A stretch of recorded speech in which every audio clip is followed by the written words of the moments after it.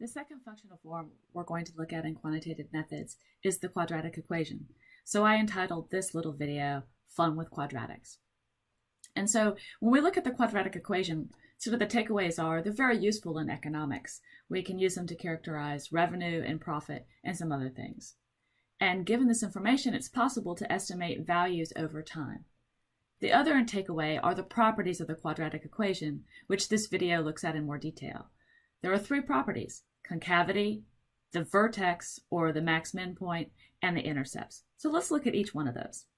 Here's our quadratic equation. Y is equal to ax squared plus bx plus c, where a, b, and c are the parameters or the constants of the equation, and x and y are the variables.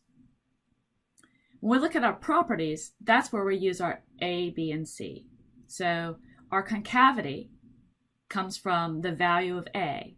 Not if a is 1/2 or 2 or a -1, but whether or not a is greater or less than 0.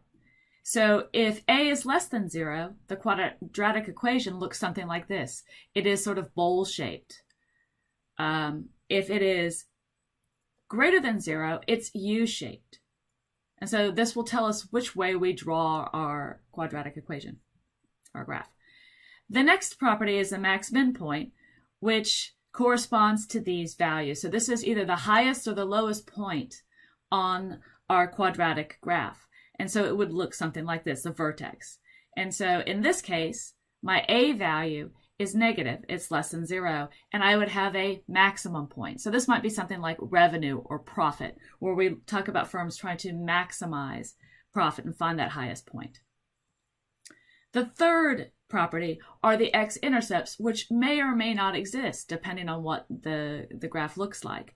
This is sort of the quadratic equation we all learned in high school algebra. And graphically, it looks something like this. It tells me the point in which this curve crosses, if it does, the x-axis. This is sometimes called the root of the quadratic equation.